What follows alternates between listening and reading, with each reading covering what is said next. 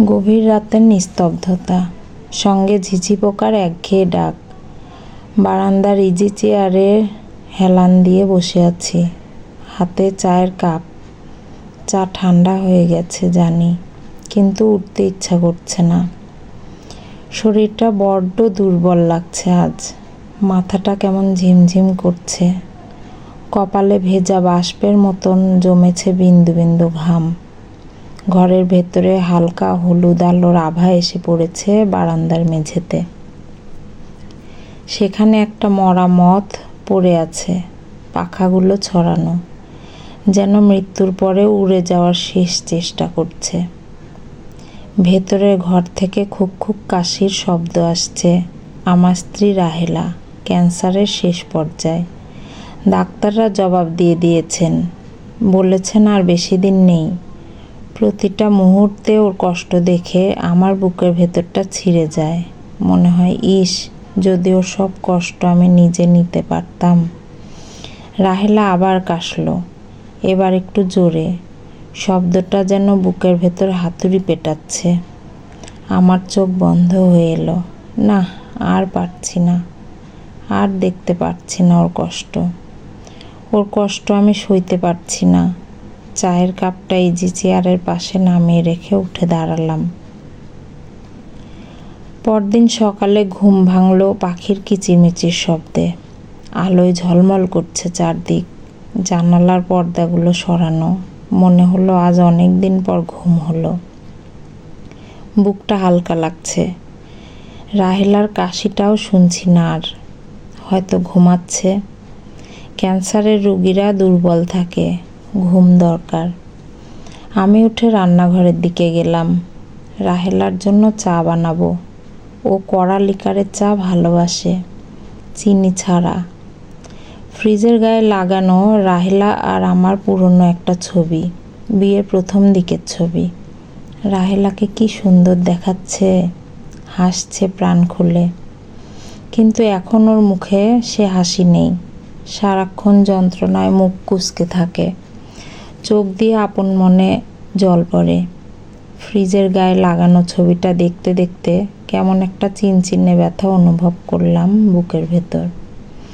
হঠাৎ চোখে পড়ল রান্নাঘরের টেবিলে রাখা একটা সেলাই করা ন্যাপকিনের ওপর। রাহেলার হাতের কাজ। এখনও ও নিজের হাতে সেলাই করে। ওর হাত কাঁপে, সুই ফোটাতে কষ্ট হয়, তবুও সেলাই ছাড়তে পারে না। অদ্ভুত লাগে আমার, এই ক্যান্সারের শরীর নিয়েও ওর এত শক্তি আসে কোথা থেকে। আমি হাসলাম। চা বানিয়ে ঘরে ফিরে দেখি রাহেলা বিছানায় নেই। ভাবলাম হয়তো ওয়াশরুমে গেছে।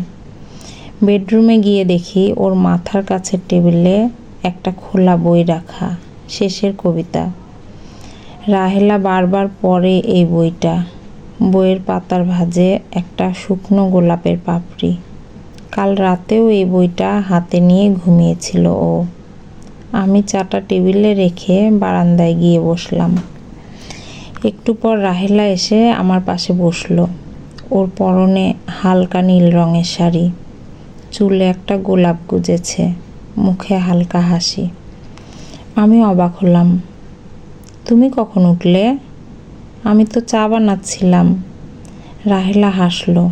অনেকক্ষণ। তুমি ঘুমাচ্ছিলে তাই ডাকিনি। আমার কেমন যেন অস্বস্তি হতে লাগলো। রাহেলা আজকাল এত সকালে ওঠে না। ওর শরীর এত দুর্বল যে হাঁটাচলা করতেও কষ্ট হয়। আর আজ চুলে গোলাপ, তাও এত সতেজ। বাগানে তো এখন কোনো গোলাপ ফোটার কথা না। আমি ওর হাত ধরলাম। হাতটা বরফের মতো ঠান্ডা। আমি চমকে উঠলাম। তোমার শরীর এত ঠান্ডা কেন রাহেলা? জ্বর আসছে নাকি? রাহেলা আমার দিকে তাকালো। ওর চোখে কেমন একটা শূন্যতা। না তো, ভালোই তো লাগছে। এরপর দিনগুলো কেমন অদ্ভুতভাবে কাটতে লাগলো।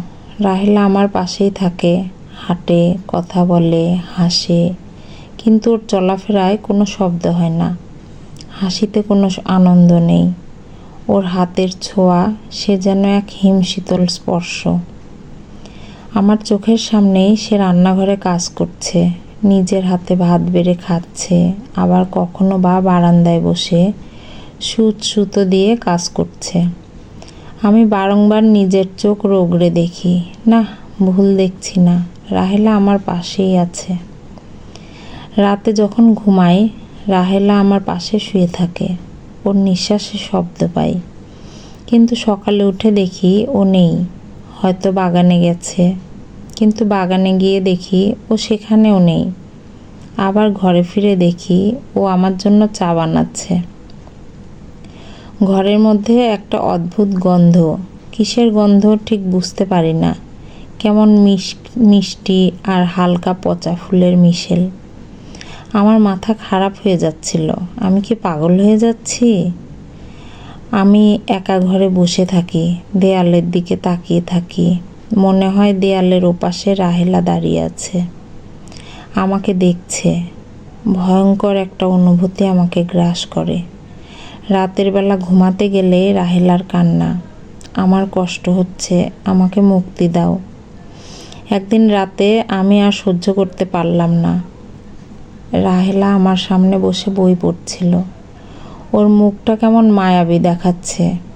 ঘরের ডিম লাইটের আলোয় ওর মুখটা আরও রহস্যময় লাগছে। আমি ওর দিকে তাকিয়ে বললাম, রাহেলা, তুমি কি সত্যি আছো? রাহেলা বই থেকে মুখ তুলে আমার দিকে তাকালো, ওর চোখ দুটো কেমন জল করছে। কেন নয়? তুমি কি জানো তোমার কি হয়েছিল?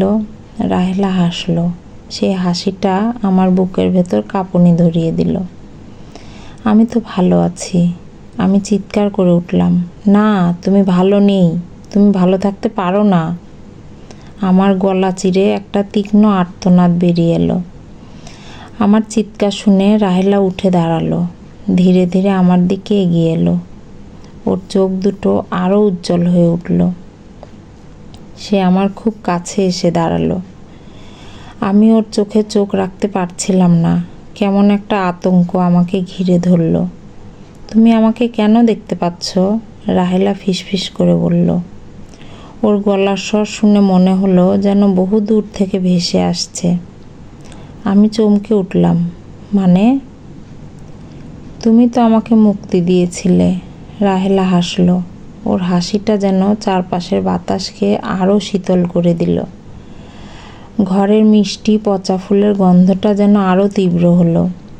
আমি খুব কষ্ট পাচ্ছিলাম, তুমি আর সহ্য করতে পারোনি, তাই না? আমার মনে পড়ল সেই রাতের কথা, রাহেলার কষ্ট, আমার অসহায়তা। আমার হাত দুটো কাঁপতে শুরু করলো, শরীরটা যেন অবশ হয়ে এলো। আমার সামনে রাহেলার আবছা অবয়বটা কাঁপছে। রাহেলার মুখটা ধীরে ধীরে স্পষ্ট হয়ে উঠল। সেই রাতে ওর মুখটা যেমন ছিল তেমনই, চোখ দুটো বন্ধ, একটা সাদা কাপড়ে ঢাকা। আমার মনে পড়ল আমি ওকে বালিশ চাপা দিয়েছিলাম, ওর কষ্ট সহ্য করতে না পেরে। আমার হাত থেকে চায়ের কাপটা পড়ে গেল। কাঁচ ভাঙার শব্দে বারান্দার নিস্তব্ধতা ভেঙে খান খান হয়ে গেল। আমি চিৎকার করে উঠলাম, কারণ আমার পাশে দাঁড়িয়ে থাকা রাহেলা ততক্ষণে হাওয়ায় মিলিয়ে গেছে।